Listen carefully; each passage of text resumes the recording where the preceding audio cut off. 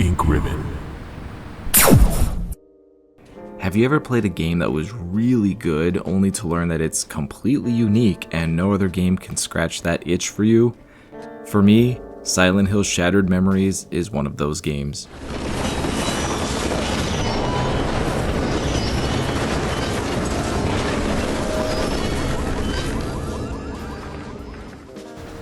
This is literally the only physical Wii game that I own, and if anyone wants it, they're gonna have to pry it from my cold, dead hands.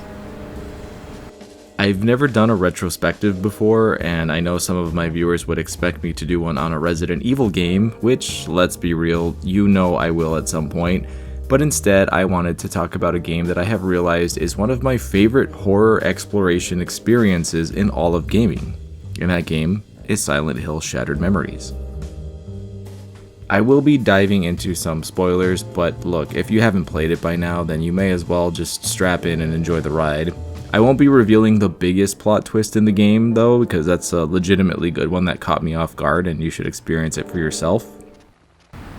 Now, if you're a Silent Hill fan, you're probably hissing and spitting at the screen at the mention of Shattered Memories. I know it was supposed to be a reimagining of the first game, but if you just disregard that element, like I do, and treat it as its own game, it's actually a really, really good experience.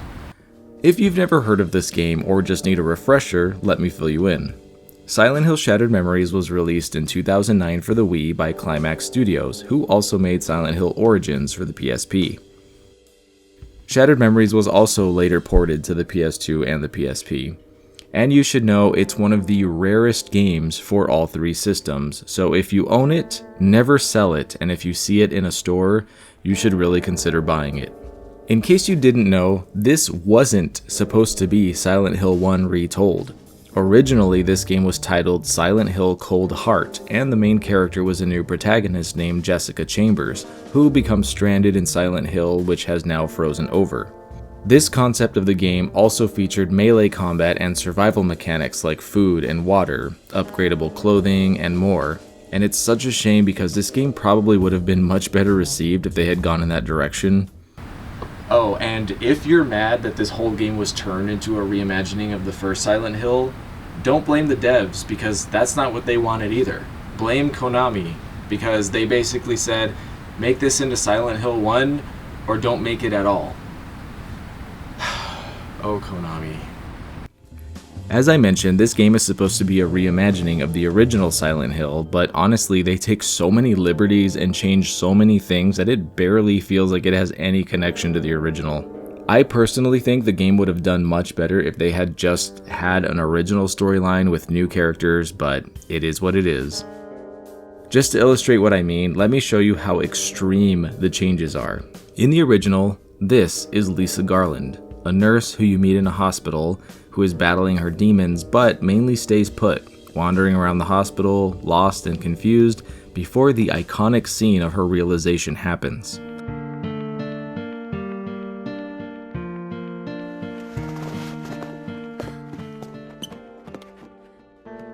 In the remake, you meet her in the hospital as before, but this time you walk her home and then she undresses, which the player can choose to watch or not.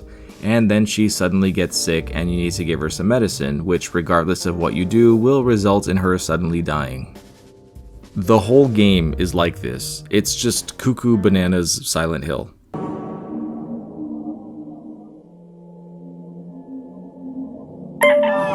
Not only are the characters different on every level, but the locations are different too, like Midwich Elementary School now being Midwich High School. Also, instead of the other world being rust, metal, and grunge, it's now heavily revolving around snow, ice, and cold. It's not as scary, but there's something strangely fitting about it and even almost comforting. It's a very weird thing to try to explain, but it just fits. There is also no combat, instead having sections of the game with some generic Silent Hill enemies that are really only scary the first time you encounter them, and they are only around in these in-between areas where you need to run for your life. And the part of this game that I hate the most, the flailing. When an enemy grabs you, you have to flail the Wiimote to get them off. And let me be clear, not shake the Wiimote, not flick the Wiimote. I am talking full-on flailing as if these guys grabbed you in real life, which looks something like this. You can also pick up flares to keep enemies away for a short time, but it's really just a run from point A to point B and then you're safe type of situation. I know I played it down, but these segments break up the game nicely and honestly can be very tense, especially in your first few playthroughs. Unfortunately, once you've done it a few times, it just becomes a bit of a chore. Now, my favorite thing about this game by far is the exploration. So normally in classic survival horror, you get some text when you examine something, maybe a special camera angle if you're lucky. But this game takes it to a whole new level. Not only are you able to look around and zoom in, but you can also interact with so many things. Some of these are puzzles and required to progress, but most of them are just part of the experience. Sliding open cabinets, searching compartments, and just getting to really interact with environments more than any other survival horror game I have ever played. And the puzzles are nothing to scoff at because they showcase how truly amazing the mechanics of the Wiimote could be. Shake cans and turn them over to find a key, pry up nails so that you can open a window, operate controls to lower a bridge, and even a Resident Evil 7 style shadow puzzle. The cool thing about them is that while in other games you just kind of push buttons to do things, this game has you intricately doing every little thing as you would in real life. Try to open a door, but oh no, it's locked. Let me just slide the lock open. Wait, what? Oh, I have to lift this thing. Okay, now I can slide it open. I know it may not seem that impressive, but it's surprisingly immersive. I think the only other time I've seen this level of interactivity is in VR, which might just be the evolution of this type of gameplay. Then we have the environment. The luscious, detailed levels where you're free to explore and analyze to your heart's content.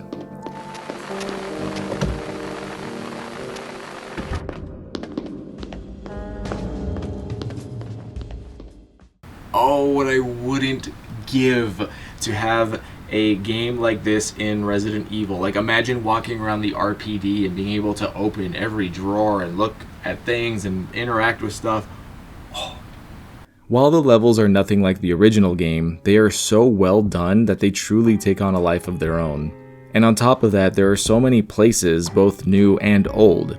The cafe, which is now a diner, the Green Lion Antiques, which is now a pawn shop, the amusement park, and more, plus tons of new areas like a bar, a nightclub, a movie theater, and more. On top of this, there's also a bit of spooky things in two forms. First, you've got these sort of PTSD events that trigger when you get close to them, usually triggering a text or a voicemail to pop up on Harry's phone.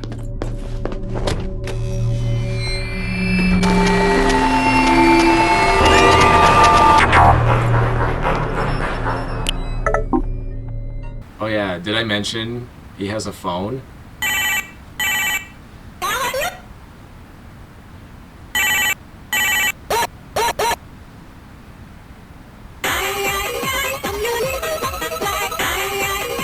I'll get to that in a bit, but the other creepy thing is what are called echo photos. You'll see these weird static silhouettes, and when you take a photo of them, it will also provide more to the player.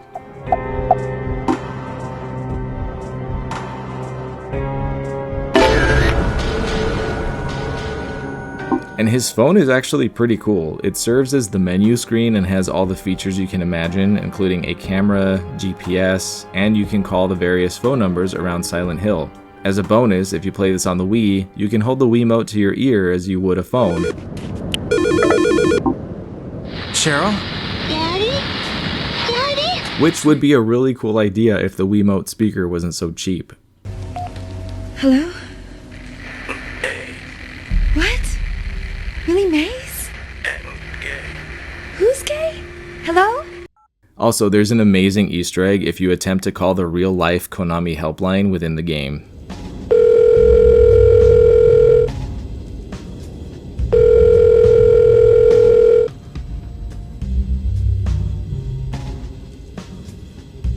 Thank you for calling Konami Customer Support. How may I assist you today? Hello?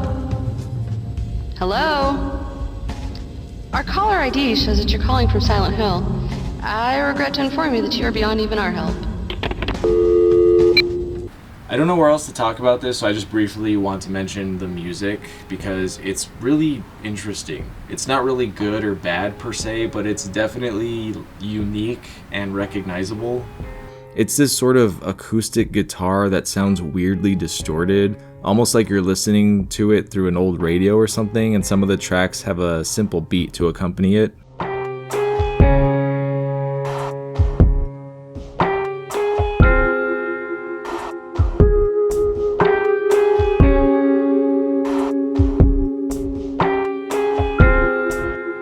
Somehow they made the music pair perfectly with the cold atmosphere of the game. Way to go, audio team. I applaud you. Now the last thing I want to mention, the coolest thing that this game brings to the table is its psychological profile mechanic. At the beginning of the game, you see this big scary red warning telling you that the game is going to get to know you. And ends with the iconic line, "The game plays you as much as you play it." Throughout the game you have these intermissions where you are in Dr. Kaufman's office. Oh, he's a psychologist now instead of a medical director. I've read your notes. The other therapist didn't work out for you. He will give you a series of tests that you can take as well as asking you questions, and depending on how you answer them, it can drastically change the game. And these questions, much like real questions a shrink would ask you, can get personal and uncomfortable. Never cheated on a partner, really? There are 4 endings that you can achieve that are associated with your answers and your behavior patterns. The endings' names are pretty self-explanatory, being Love Lost, Sleaze and Sirens, Wicked and Weak, and Drunk Dad. There's also a UFO ending, but that's unrelated and just an Easter egg. Going back to the psychology aspect, depending on what kind of family life you come from will probably be the biggest determining factor in your experience and feeling towards this game. And yes, I mean you, watching this video right now. Some of you had a normal, happy, healthy relationship with your family, and some of you had parents who may have been abusive or cruel. This game allows you to take your personal experience with family and apply it to Harry as he is looking for his daughter.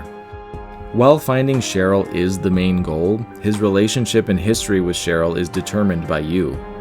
I don't think I have to tell you that a Wii game from 2009 being able to do this is just a little bit insane. Some of the psych profile changes will be minor, like characters looking different or Harry having to go through the bar instead of the diner.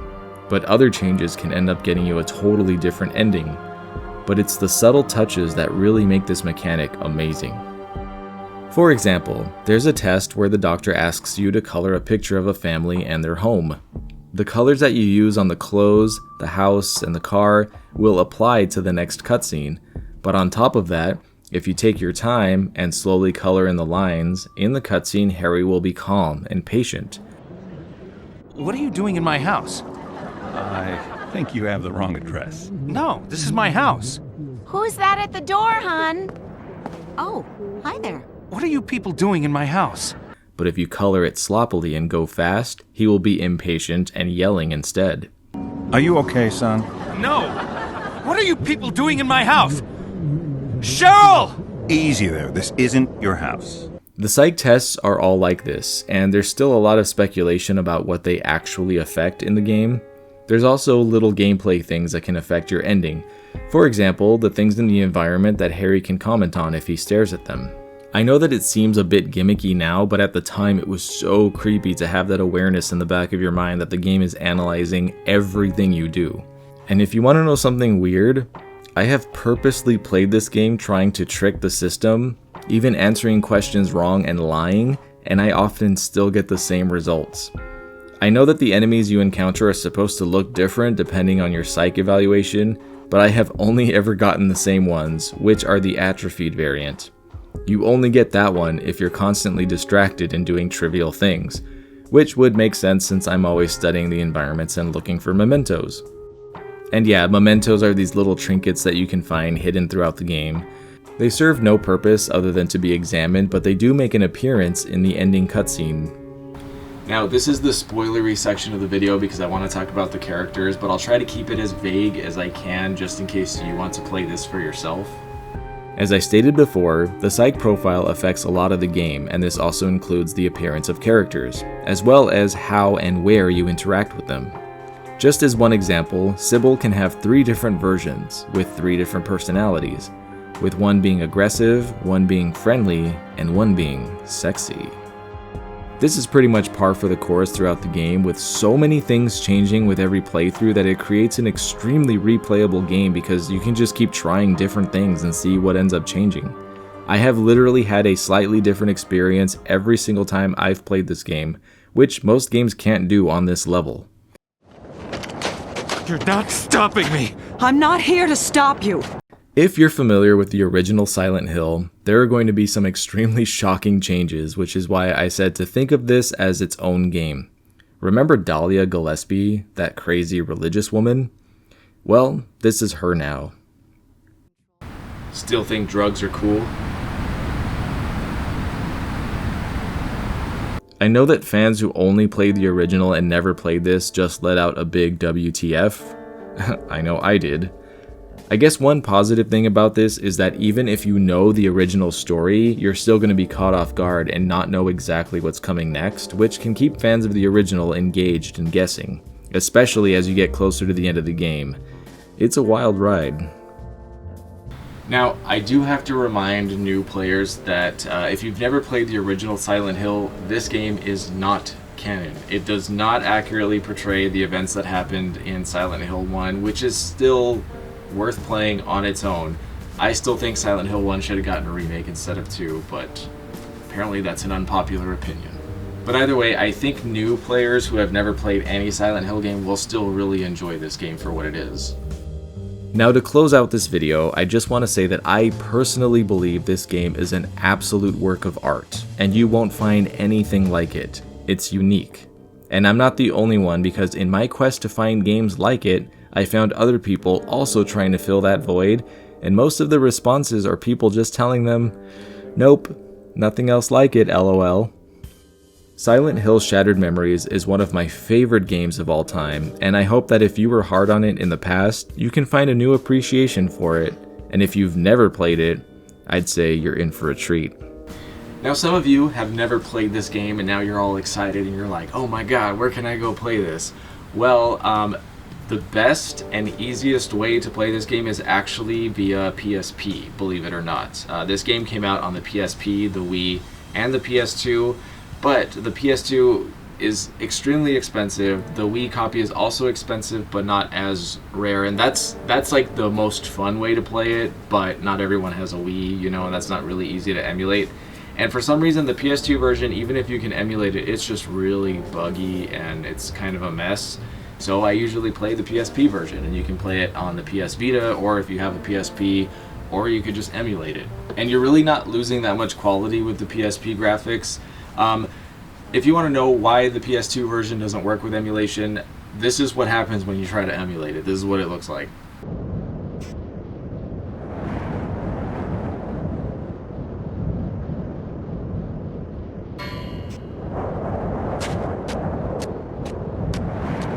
Obviously, the Wii version is the best way to go, so if you can get your hands on a copy, never ever sell it. And watch out for people around you while you're flailing.